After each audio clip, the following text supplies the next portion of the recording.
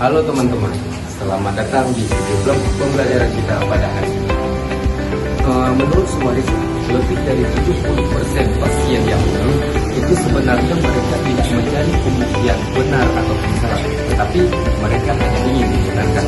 Di dalam dunia pelayanan, studi menunjukkan bahwa sebagian besar pasien mereka hanya ingin didengarkan dan dihargai, bukan hanya sekedar diberikan jawaban cepat. Di era digital seperti sekarang, keluhan tidak hanya dilakukan secara manual, tetapi juga menggunakan sistem digital berbasis aplikasi ataupun platform online lainnya. Sekarang, mari kita lihat bagaimana mekanismenya di rumah sakit. Salah satu area yang sering kita perjuangkan adalah area pencegahan atau loket asistensi. Misalnya, pasien mengalami waktu tunggu yang cukup lama, data tidak sesuai, dan mengalami kendala saat pendaftaran. Dengan dukungan sistem digital, beberapa rumah sakit kini sudah menggunakan antrian elektronik dan pendaftaran online. Namun, kendala masih saja bermunculan. Nah, itulah pentingnya sistem kompensasi. Menyediakan berbagai saluran untuk menampung keluhan pasien. Kalau dulu menggunakan kotak saran, sekarang sudah ada sistem digital. Jadi dengan mudah pasien mengadu keluhan mereka. Sistem digital seperti website resmi, aplikasi khusus pengaduan, dan formulir website. Dengan adanya pilihan ini, pasien dapat lebih mudah menyampaikan masukan mereka baik secara anonim maupun identitas diri. Jadi sistem digital membantu memastikan setiap keluhan tercatat dan tidak ada yang terlewatkan. Pada tahap ini, setiap keluhan yang masuk akan dicetak oleh petugas. Biasanya bagian humas atau customer service rumah sakit yang bertugas membuka kotak saran, mencatat laporan yang masuk, lalu untuk mencatat dan memasukkan data tersebut ke dalam sistem. Nah, klasifikasi ini penting agar keluhan bisa diteruskan ke unit yang tepat, misalnya pelayanan medis, keperawatan, farmasi, kebersihan, administrasi dan pendaftaran, dan fasilitas penunjang. Pada sistem digital, proses pencatatan menjadi lebih cepat karena keluhan langsung masuk ke dashboard dan bisa dipantau secara real time. Mantap. Yang menyampaikan keluhan, jadi keluhan itu diteruskan ke unit yang bertanggung untuk ditindaklanjuti. Jadi setiap unit itu memiliki SOP atau alur penyelesaian keluhan. Nah, contohnya itu keluhan soal obat.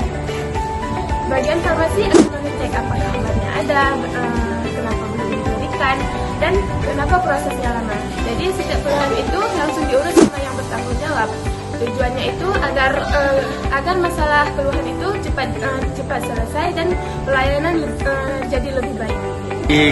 Salah satu area yang sering kita perjuangkan adalah area pencegahan atau loket asistensi. Misalnya, pasien mengalami waktu tunggu yang cukup lama, data tidak sesuai, dan mengalami kendala saat pendaftaran. Dengan menggunakan antrian elektronik dan pendaftaran online, namun kendala masih saja bermunculan. Itulah pentingnya sistem kompensasi. Kemudian manajemen menambah petugas dan mengatur ulang jadwal dokter. Hasilnya, waktu tunggu pasien menjadi lebih singkat dan keluhan tidak terulang pada periode berikutnya. Inilah manfaat komplain manajemen. Masalah bisa diperbaiki secara sistematis. Bulan, banyak rumah sakit yang melakukan evaluasi keluhan menggunakan laporan yang dihasilkan dari sistem komplain manajemen. Laporan digital ini biasanya berisi jumlah keluhan yang masuk, jenis keluhan terbanyak, unit yang paling sering menerima keluhan, waktu rata-rata penyelesaian, dan pola masalah setiap bulan. Dari data ini, rumah sakit dapat melakukan perbaikan berkelanjutan atau continuous improvement dan memastikan mutu pelayanan kesehatan tetap meningkat.